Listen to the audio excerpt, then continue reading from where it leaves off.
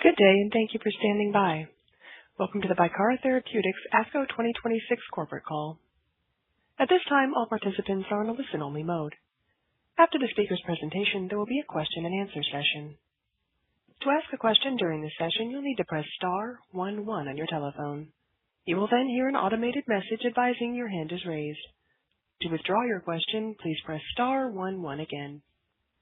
Please be advised that today's conference is being recorded. I'd now like to turn the conference over to Rachel Frank, Vice President of Investor Relations and Corporate Communications. Please go ahead.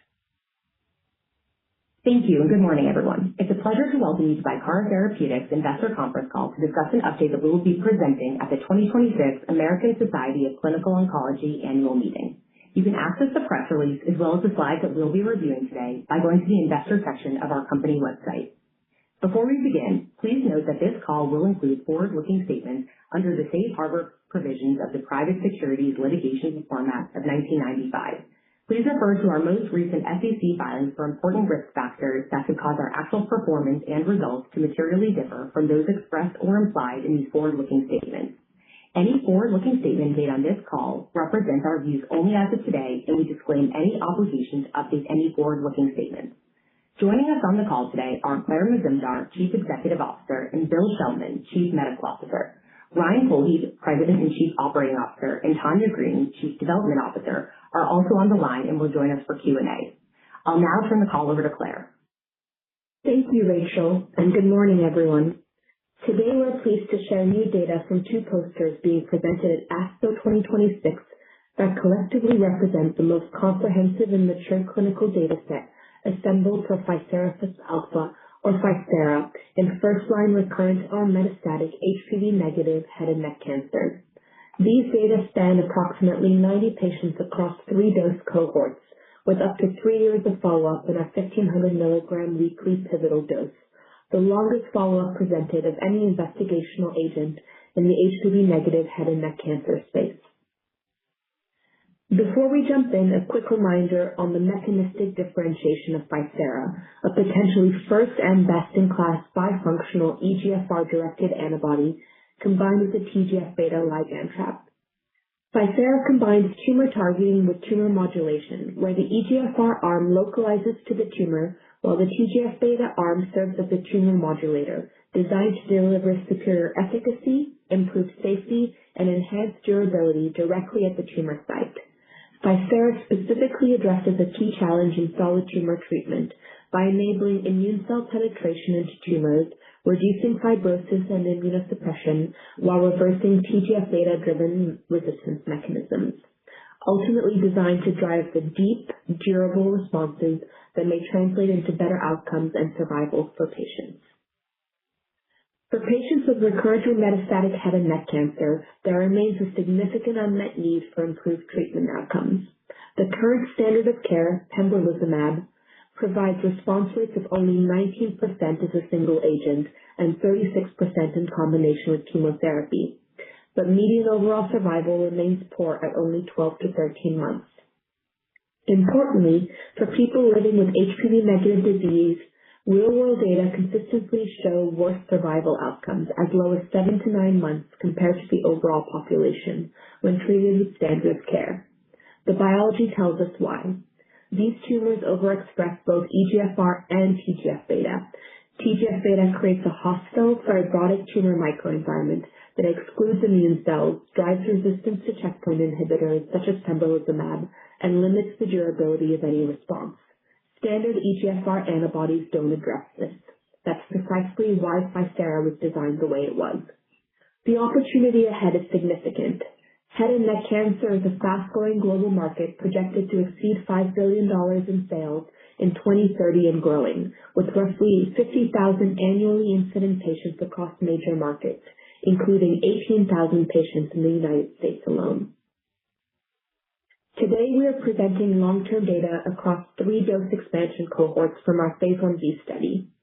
The 1,500 milligram weekly dose, which is currently being evaluated in our pivotal phase 3 study, FORTIFY-HN01, represents our most mature clinical data set. The additional dose cohorts of 750 milligrams weekly and 2,000 milligrams every other week were evaluated as part of a broader dose optimization effort to support dose selection and explore alternative dosing strategies.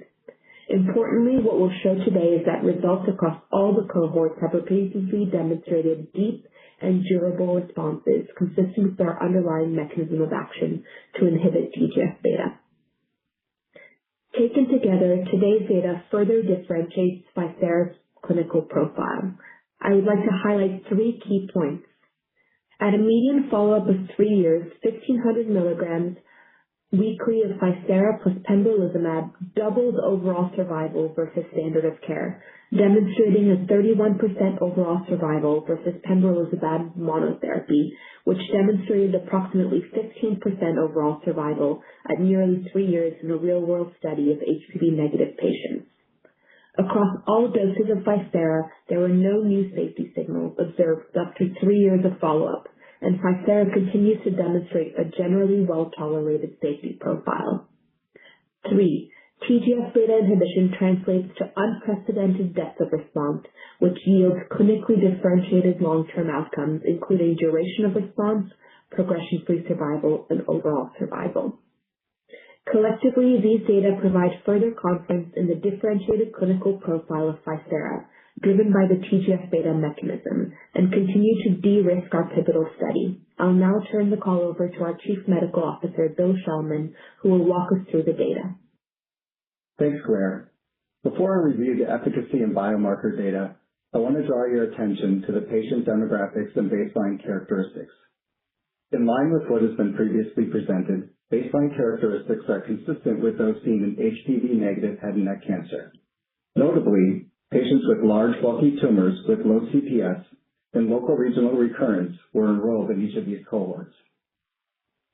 As of the data cutoff, March 31st, 2026, the safety profile of Ficera continues to be generally well tolerated and consistent across all 3 dose cohorts, with no new safety signals, a profile we are pleased to see maintained as the data set matures and patients have extended treatment exposure. Hypothesized TGF-beta related AEs, specifically mucosal bleeds, gingival bleeds, and epistaxis, remain generally low grade.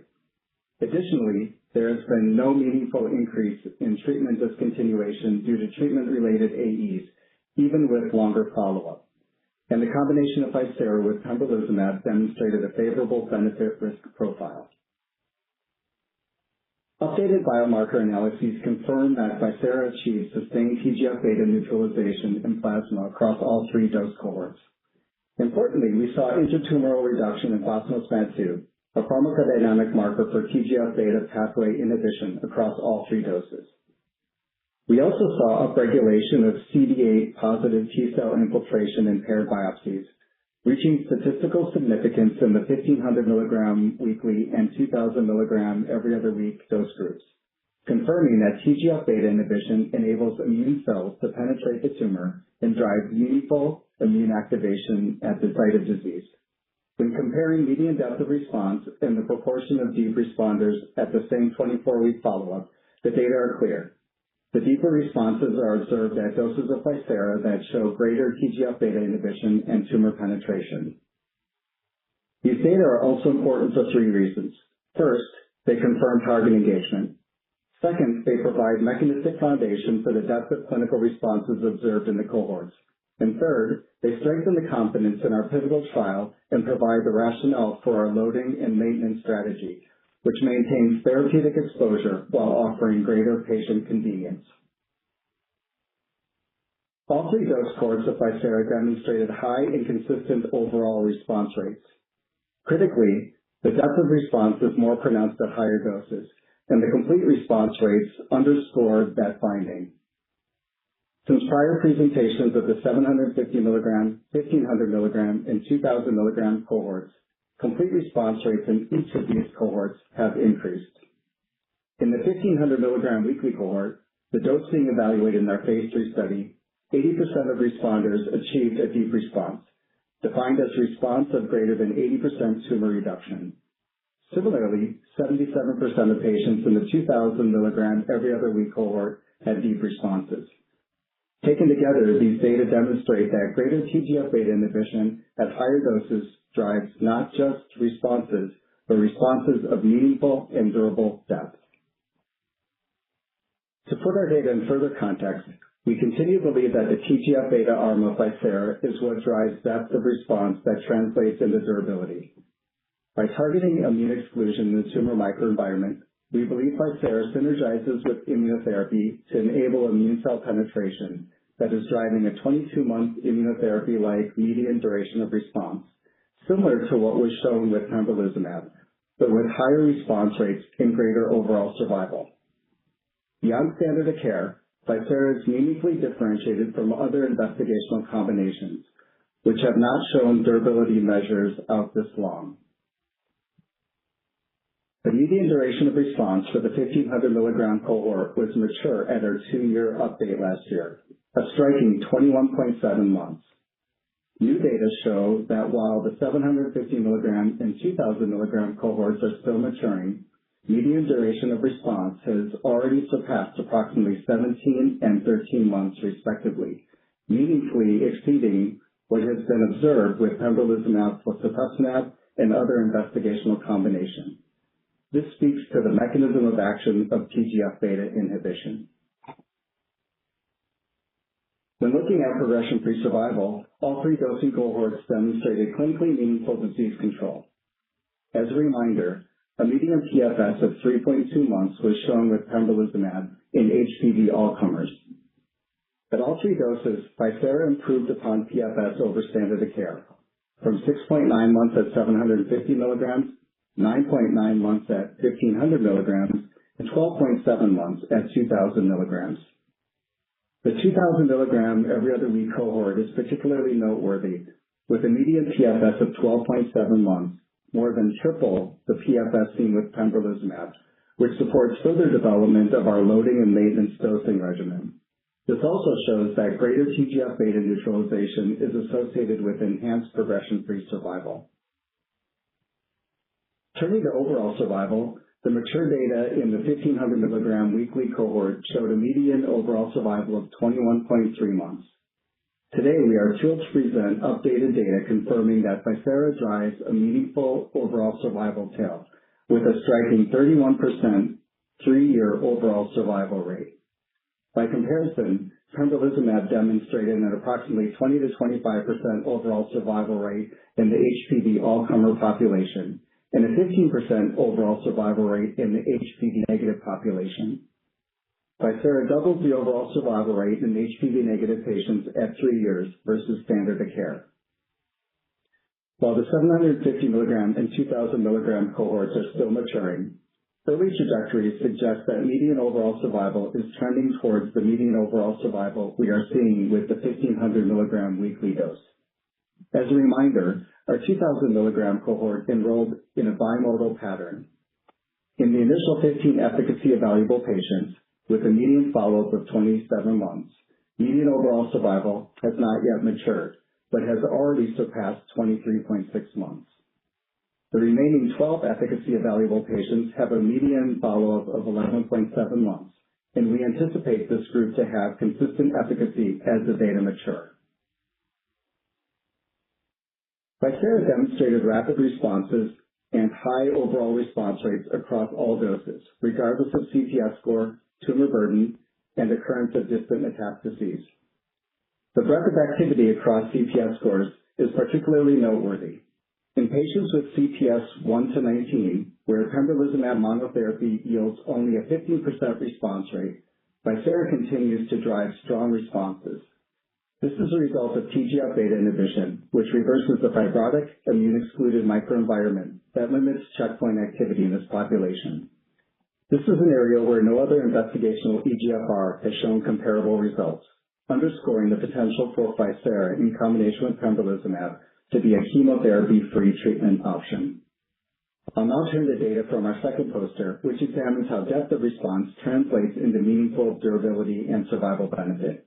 To do this, we combined the 3 cohorts and separated patients into deep responders, those achieving tumor shrinkage of greater than 80%, and responders with tumor shrinkage between 30 to 80%. This slide examines duration of response by depth of tumor shrinkage. What stands out is a clear separation between these two groups. Patients who achieve deeper responses experience substantially more durable disease control, with meaningfully longer duration of response and a consistently more favorable clinical course across outcomes. In practical terms, deep responders are significantly more likely to maintain their response over time compared to those with more modest tumor shrinkage. This reinforces that depth of response is a strong predictor of durability and overall survival long-term benefit. This is a key hallmark of TGF-beta inhibition and Ficera's clinical profile. Building on that, the next slide shows that the depth drives durability story extends beyond duration of response. It carries through to both progression-free survival and overall survival. Looking at progression-free survival, deep responders had a median PFS of 37 months and were 65% more likely to remain progression-free with a hazard ratio of 0.35. With respect to the analysis of overall survival, median overall survival in deep responders has not yet been reached, with deep responders 63% more likely to remain alive, corresponding to a hazard ratio of 0.37 and far exceeding 3 years of overall survival. Taken together, the data reinforce that deep responses were strongly associated with better long-term efficacy outcomes, including substantially prolonged duration of response, progression-free survival, and overall survival when compared to a standard response. In addition, neutralizing TGF-beta mediated immune exclusion provides a clear biological mechanism for the deep and durable responses observed. Now that we've walked through the data, it's worth grounding ourselves in what oncologists actually care about when making treatment decisions.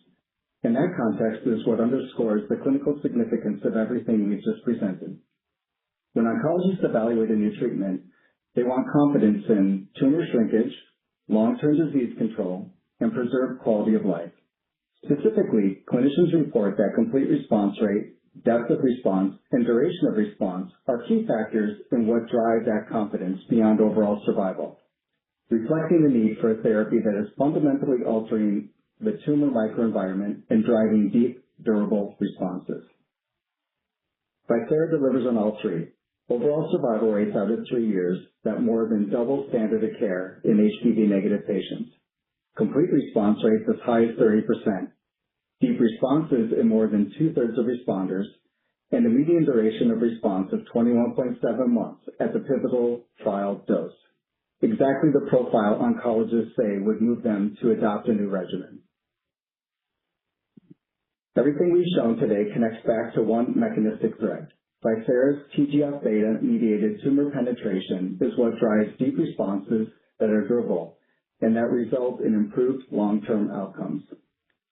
Our translational biomarker data established this foundation. Targeted TGF-beta inhibition in the tumor drives immune cell penetration and immune activation. That mechanism translates directly into deeper responses. At doses with greater TGF-beta inhibition, complete response rates and the proportion of deep responders both increase, culminating in 80% of responders achieving a deep response at the 1,500 milligram pivotal trial dose. Now, with long-term follow-up across these three cohorts, today's focus is on durability and improved long-term outcomes. Across approximately 90 patients and with up to 3 years of follow-up, we see consistent efficacy improvements, a clear trend of improved duration of response, progression-free survival, and overall survival at doses with greater TGF-beta inhibition, and deep responses translating into meaningfully better long-term outcomes across all three endpoints. The totality of these data reflects an efficacy and safety profile that is strengthened over time and with broader patient exposure, and positions Ficera as a potentially best-in-class option in this disease. We also believe that these data strongly validate the Fortify-HN01 design, giving us conviction in both the ORR-based interim analysis as well as the confirmatory overall survival endpoint. I'll now turn it back over to Claire for closing remarks. Thanks, Bill. Before I turn the call back to the operator, let me just close by reiterating the significance of what we're presenting this week at ASCO. 3 years ago, we began enrolling patients in a disease with a median overall survival of 7 to 9 months. Today, the data speaks for itself, and we believe make a compelling case for Ficera's differentiated, potentially best-in-class profile. We extend our sincere gratitude to the patients, families, and investigators whose participation and partnership are the foundation of this work and the hope it represents for the broader head and neck cancer community. We are excited about what these data mean for our pivotal study, FORTIFY-HN01, and we look forward to continuing to update you on our progress. Thank you. We'll now begin the question and answer session. As a reminder, if you'd like to ask a question, please press star 11 on your touchtone phone. Our first question comes from Tyler Van Buren with TD Cowen. Hey guys, good morning and thanks very much for the presentation. Just curious, why do you think you're seeing greater depth of response at 24 weeks or even similar depth, frankly, with the 2,000 milligram dose group compared to the 1,500 milligram dose group? Because even though the dose itself is higher, of course, the exposure over time is lower given that it's dosed every 2 weeks instead of every 1 week with the 1,500 milligram dose. Could this be due to the pulsatile nature of higher TGF-beta inhibition, or could the biology here be different than what we typically think about in oncology? Thanks for the question, Tyler. As we look at it and we, continue to characterize the exposure-response relationships of both components, the EGFR as well as the TGF-beta, I think it's one of the things that, I think there's far more kind of known pharmacodynamic biology associated with EGFR, and we continue to characterize, with our various data sets, TGF-beta. I think what it does begin to, make us think is that there's probably some Cmax related effect that you're getting with TGF-beta.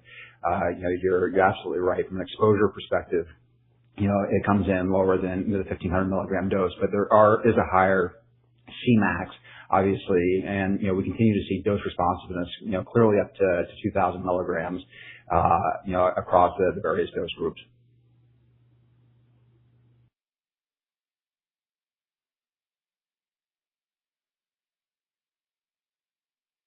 Our next question comes from Eric Schmidt with Cantor.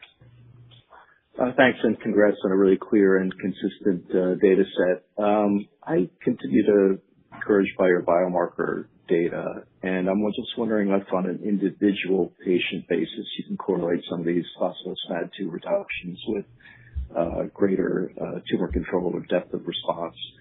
And then maybe second, based on everything you've shown us today, how can you tie this back to, or what's the learning in terms of the viability of the Q3 week maintenance dosing strategy that you intend to execute on? Is there some correlation to evidence of support for that dosing? Thank you. Thanks, Eric, for your question. So I'll answer the first question first, which is around individual results of phospho-SMAD2. So we do have individual results from a number of paired biopsies. Unfortunately, the N is small since we weren't able to get too many biopsies from these patients. In many cases, especially in our rapid deep responses with complete responses, we're unable to get a second on-treatment biopsy. But from the data that we have, there does seem to be an early correlation that our deepest responders have the highest phospho-SMAD2 inhibition. So again, tying back to the data we presented today, showing that at the higher doses, we are seeing more TGF-beta inhibition, higher depth of response, and it's that depth of response that's leading to outsized durability, seen with increased median PFS, median DOR, and median OS in the cases where the data is mature. Go ahead. Q3 dosing, I'll pass that over to Ryan. Yeah, Eric, from your question around the every 3 week, the dose again, as a reminder that we're taking into the maintenance phase of that is 2250 every 3 weeks. And we ultimately landed on that dose because it does replicate on an exposure basis the 750 milligrams weekly data. So as you look at the update that we provided, at ASCO, you see meaningful durability, even at the 750 milligram dose, which gives us confidence as we go into that, essentially from a pharmacokinetic perspective at every 3 weeks. And in a lot of ways, I think it's important to note in that 750 milligram cohort that we presented, you're basically starting at 750 milligrams from the very beginning. With the approach that we are taking, where we were going to initiate with 1,500 milligrams weekly, where we're seeing rapid, deep responses. By the time we transition to every 3 weeks, in many patients, those tumors have reduced to 80% reduction, and in 1 in 5 patients, a complete response. So, that data that we've seen with 1,500 milligrams, accompanied with the data and durability that we're seeing at 750, gives us a high degree of confidence that we're able to get rapid, deep responses and then maintain them in the maintenance phase. Thank you, and congrats again. Thank you. Our next question comes from Stephen Willey with Stifel. Yeah, good morning. Thanks for taking the questions. And I think the graphs on slide 21 kind of summarize this quite nicely. Can you just remind us of the dosing schedule at which pembro is being administered in Fortify? Just given the potential Cmax-driven benefit of TGF-beta inhibition that was just discussed, wondering if you think there's any potential synergy or additivity to extract by coupling the higher maintenance dose that you're planning to use with the higher bolus of pembro that's administered on the Q6W schedule. I know that was the pembro dosing schedule used in the 2,000 mg cohort. Great. I'll start and then I'll pass over to Bill to speak to it a little bit as well. Again, what we see is, pembro can be dosed either every 3 or every 6. In the Fortify trial, we're dosing it every 3 weeks. I think it's interesting, your question around the pulsatile nature and the potentially Cmax benefit.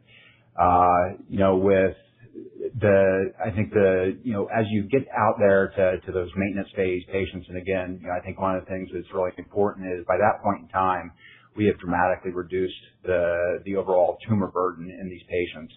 So I do think that the higher pulse, I think we believe that, you will be able to continue to maintain, not only maintain, but, potentially, even, some of the patients who haven't been able to get to complete responses by the time you transition to the 2250. We do believe with the data that we've seen across our various cohorts, including the 2000, that, we may be able to, even in the maintenance phase, continue to drive deeper responses. I think it's notable with this update across all 3 cohorts, you've seen additional patients get to complete responses. And so we really like, again, the possibility of being able to do that with the regimen that we've determined and kind of the alternative schedule with an initiation and a maintenance phase. And I don't know, Bill, if you want to add anything incremental to that. Yeah, thanks, Ryan. In terms of the alternative dosing study, as we've discussed in the past, there'll be a loading dose for 12 weeks of 1,500 milligrams, followed by the maintenance phase. And the question regarding Cmax and synergy with pembrolizumab, we've modeled, as Ryan said, an exposure response that steady states are achieved by the time we get to the Q3 dosing. So when we give 2250 in that study along every 3 weeks along with pembrolizumab, we're maximizing the TGF-beta inhibition and maximizing the exposure response characteristics to drive these deep and durable responses that are demonstrated in these data here. Okay, that's helpful. Thanks. And then just curious if we should be expecting to see another cut of this data. I mean, obviously median OS hasn't been reached in a couple of the dose cohorts, and I know you're still tracking longer term landmark OS. So is this another, or will there be another cut of this that we should expect to see at some point going forward? Thanks. Yeah, I think, Steve, from that perspective, we have continued to update, when there's been meaningful changes, and I think obviously this is one of them. And so I think we will continue to track against the cohorts. All these patients remain in long-term follow-up. So I think that, again, as data continues to mature and inform the story, I think consistent with what we've done in the past, I think we'll make updates when they make sense and add to the story. All right. Thanks for taking the questions. Our next question comes from Tazeen Ahmad with Bank of America. Hi, good morning. A couple questions. You talked about the deep responses that you've observed so far. So I wanted to ask if you've been able to identify any predictors of who could have such deep responses just based on the data you've collected so far. Second, you've presented a lot of data already today. So should we expect to see any additional data at ASCO itself? And then a third one, if you could, can you just talk about the timelines for the maintenance dose study and what level of data you think will be available at the time of approval there? Thank you. Thank you for your question, Tazeen. So the first question was related to predictors of response. And so as you know, we have selected it for HPV-negative patients who have high overexpression of both EGFR and TGF-beta. What we typically seen, which is related to Eric Schmidt's question from Cantor, is that patients with the highest degree of phospho-SMAD2 inhibition tend to be some of our deepest responders. And so with the higher baseline phospho-SMAD2, which is a correlate for TGF-beta activity, we typically see those as our deepest responders. But in general, this is, again, highly overexpressed in HPV-negative patients, which is why we focused on this HPV-negative population. Your second question was, will there be additional data at ASCO? No, the presentation this morning was a combination of our two data posters presented by Dr. Deborah Wong from UCLA and Dr. John Kazmar, which is a combination of the two posters that will be presented at ASCO. Then I think last but not least, you asked a question around the Q3W maintenance study. So as we highlighted on our Q1 earnings call, the intent is to begin those studies, the design of that study in Q3 of this year and have the data in hand in terms of PFS by the time of our ultimate approval. Thank you for your questions.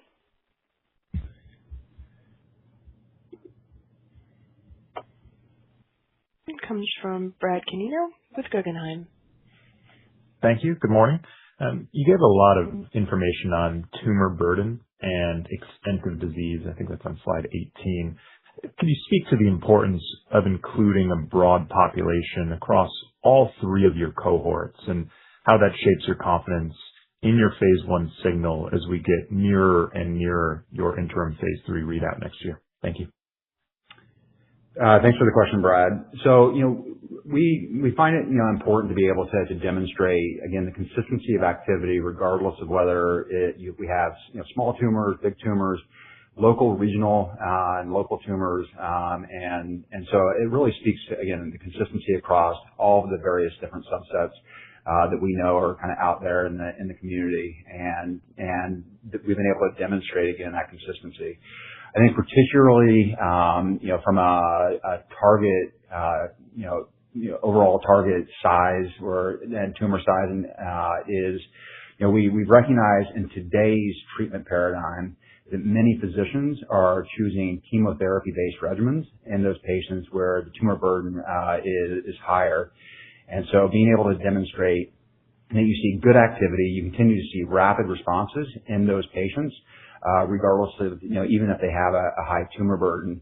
We do think that we provide an opportunity to be able to provide an alternative to chemotherapy-based regimens where you see, durable responses, rapid responses.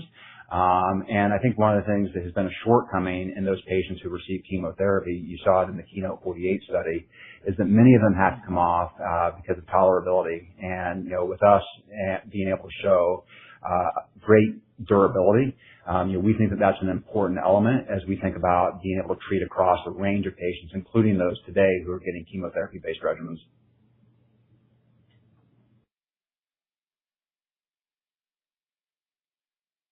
Our next question comes from Kelsey Goodwin with Piper Sandler.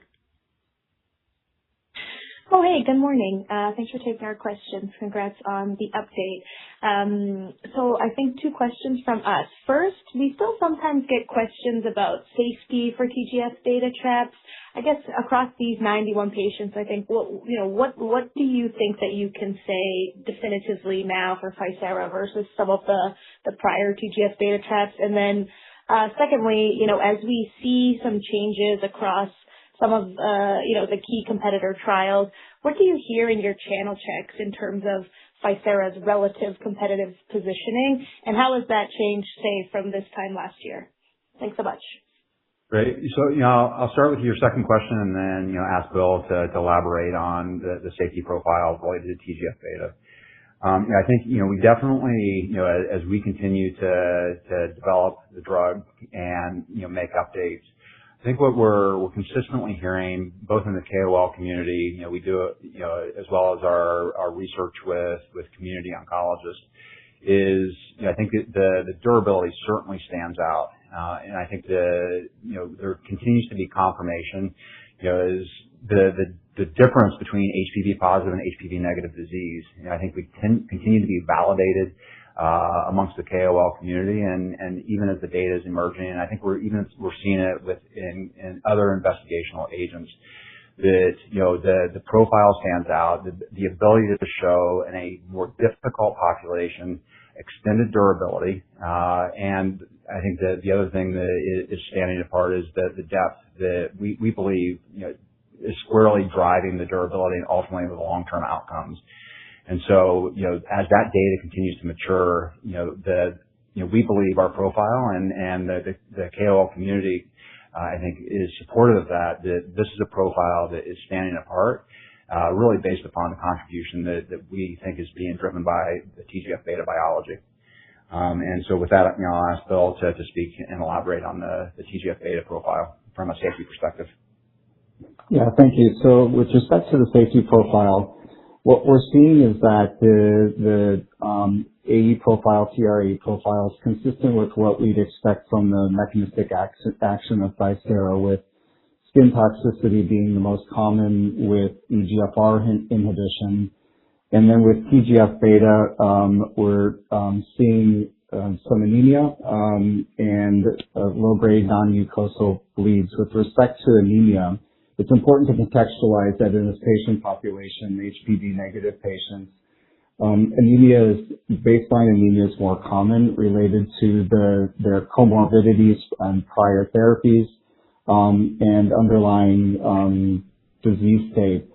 With respect to TGF-beta, we're seeing some increase in anemia related to effect on red blood cell production, but this has been well managed with iron supplementation and general supportive measures. The overall safety profile, though, has been generally well managed, and as you've seen, there's been consistent and very low discontinuation rates related to TRAs in the less than 10% and less range. So overall, there's been a consistently, generally well-tolerated and manageable profile with low discontinuation rates.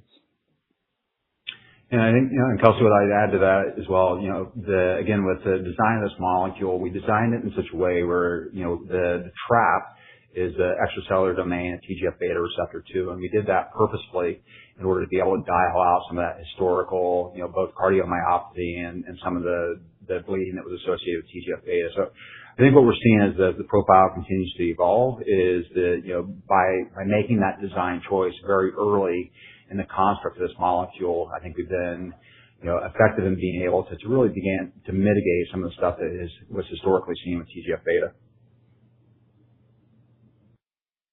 Great. Thank you so much. Congrats again. Thank you. Our next question comes from Judah Frommer with Morgan Stanley. Hi, guys. This is Parthon for Judah. Thanks for taking our question. Just one from us. On the 1500 mg group, are you guys seeing any differences in OS trending between CPS 1 to 19 and CPS greater than 20 patients? Thank you.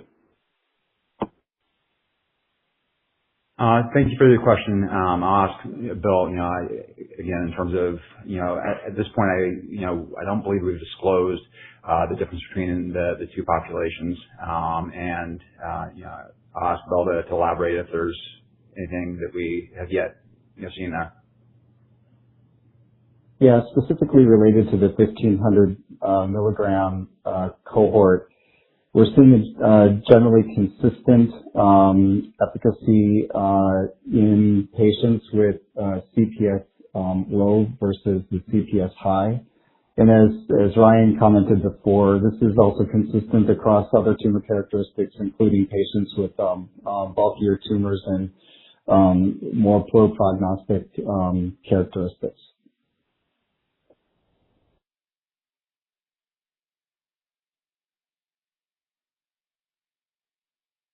Our next question comes from Rennie Benjamin with Citizens Bank. Hey guys, thanks for taking the questions and congratulations on this data. As we think about the Fortify study and this data as it pertains to the Fortify study, how should we be thinking about other selection criteria that you might be employing so that we might not see a diminution in terms of response rates and activity given the larger patient population and the potential for heterogeneous disease? Thanks. Yeah, I think what I would say is the inclusion-exclusion criteria that is in the Fortify trial is very consistent with what we've had in the 1B trial. And I think that, in terms of the way we thought about the population, again, we did so, recognizing that probably the best anchoring study historically was the KEYNOTE-48 trial. And as we think about being able to have a reproducible control outcome, I think that was important to us. So, I'd say, that what you see in baseline characteristics of the data that we presented across these three cohorts, I would say that you could expect to see a consistent demographic profile. And again, that is very consistent with what we've seen in the KEYNOTE-48 trial. Got it. And maybe just as a follow-up, as we think about the ORRs that we're seeing, it seems like there's a step down in the ORRs as we go up in dose, but then the CR rates and the depth of responses, kind of go the other way, right? And we start seeing an improvement in those. Can you maybe just help me, reconcile how that might be working? Yeah, I'd say it really is, again, consistent with what we've seen with pharmacodynamics of TGF-beta.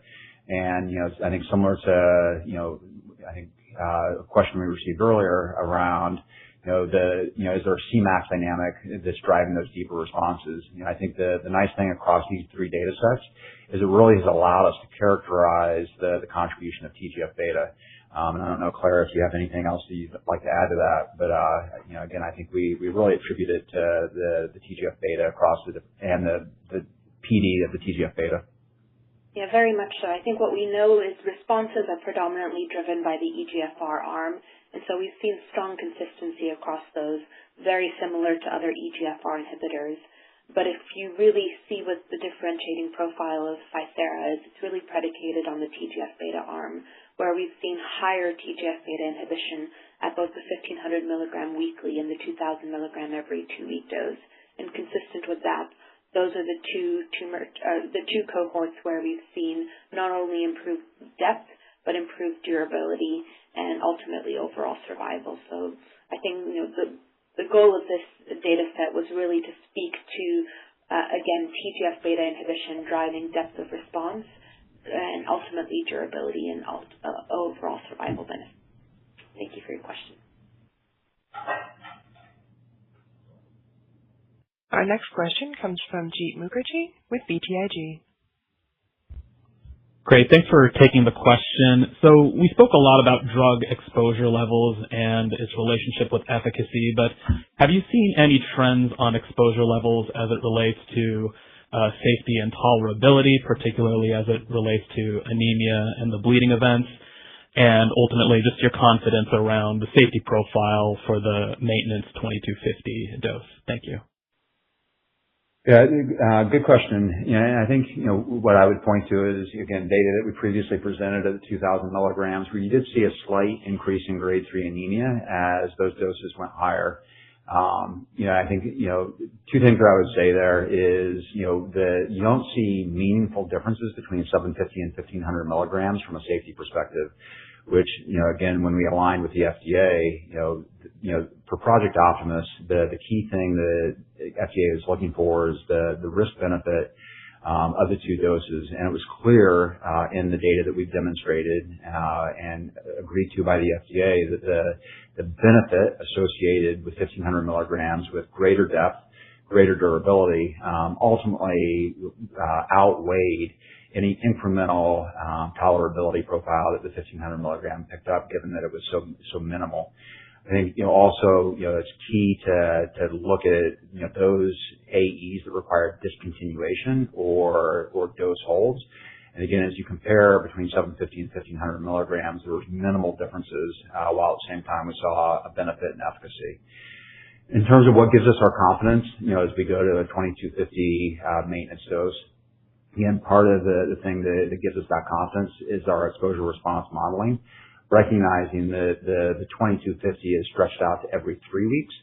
And from an overall exposure basis, it then again replicates a profile that's more comparable to 750.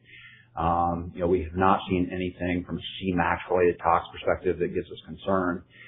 So again, across the totality of the data that we have, and it's allowed us to do robust exposure response modeling, we've got a lot of confidence in the approach that we're taking.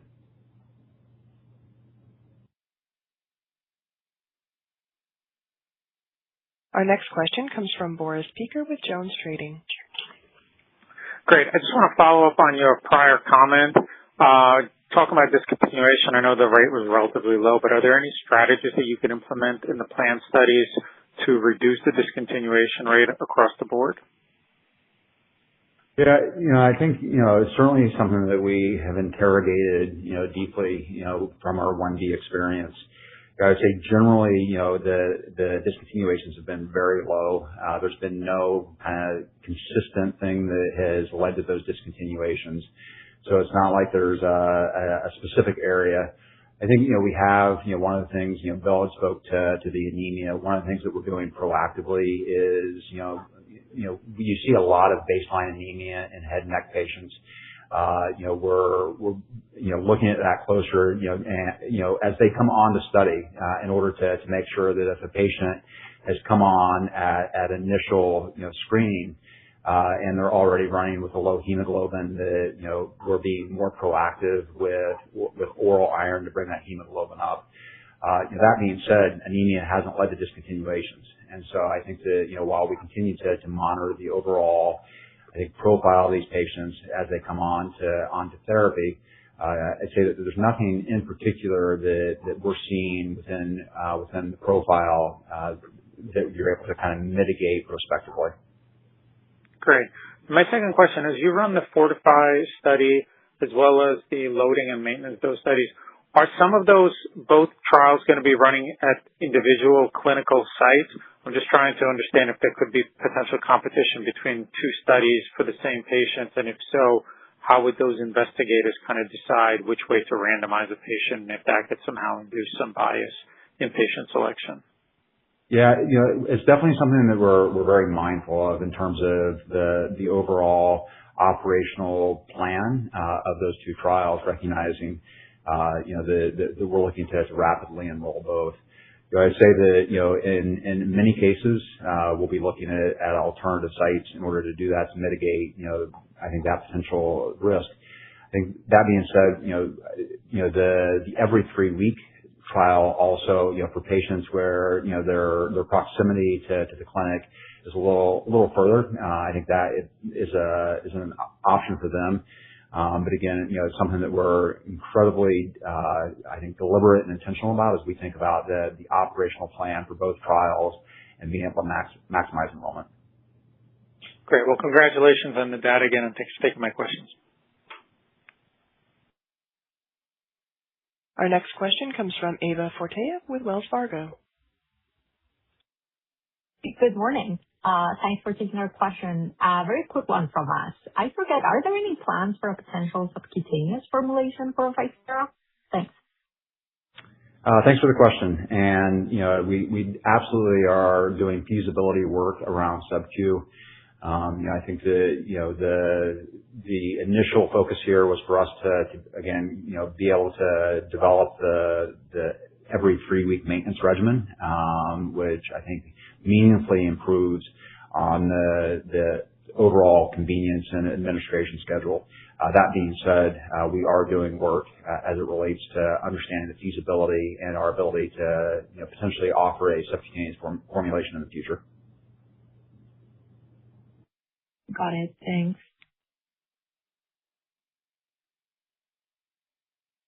That concludes today's question and answer session. I'd like to turn the call back to Claire Mazumdar for closing remarks. Thank you all for listening in today, and we look forward to seeing many of you at ASCO. Thank you. This concludes today's conference call. Thank you for participating. You may now disconnect.